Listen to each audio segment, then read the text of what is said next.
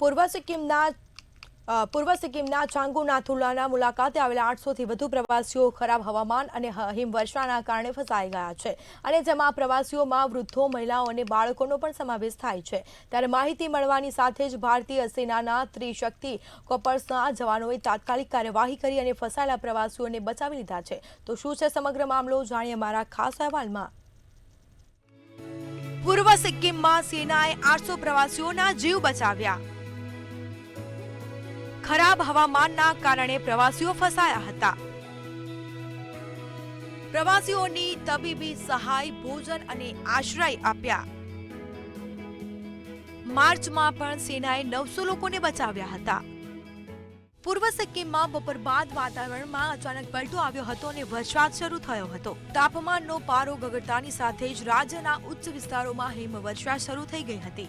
હિમવર્ષાના કારણે વાહનોની અવરજવર થંભી ગઈ હતી અને પૂર્વ સિક્કિમમાં પર્યટન સ્થળ ચાંગુ નાથુલાની મુલાકાતે ગયેલા પ્રવાસીઓ રસ્તા પર જ અટવાયા હતા।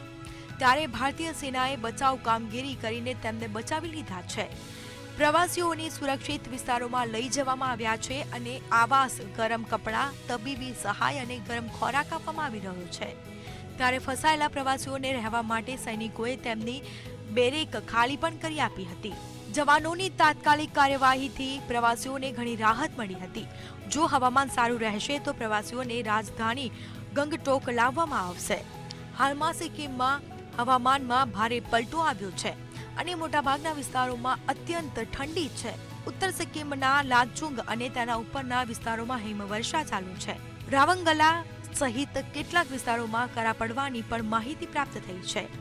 તો સત્તાવાળાઓએ તાજેતરમાં થોડા મહિનાઓએ પહેલા આવેલા વિનાશક પૂરના કારણે સિક્કિમના વિસ્તારોની મુલાકાત લેવા માટે પ્રવાસીઓને પરમિટ આપવાનું શરૂ કર્યું હતું।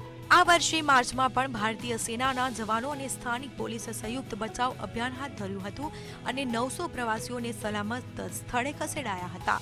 આ પ્રવાસીઓ નાથુલા અને તોસોમંગો તળાવોથી ગંગટોક જતા ભારે હિમવર્ષા વચ્ચે અટવાયા હતા। હિમવર્ષાના કારણે વાહનોની અવરજવર બંધ થઈ ગઈ હોવાની તેઓ રસ્તા પર અટવાયા હતા। લગભગ 15 કિલોમીટરના વિસ્તારમાં 200 વાહનો ફસાયા હતા। બ્યુરો રિપોર્ટ, મંતવ્ય।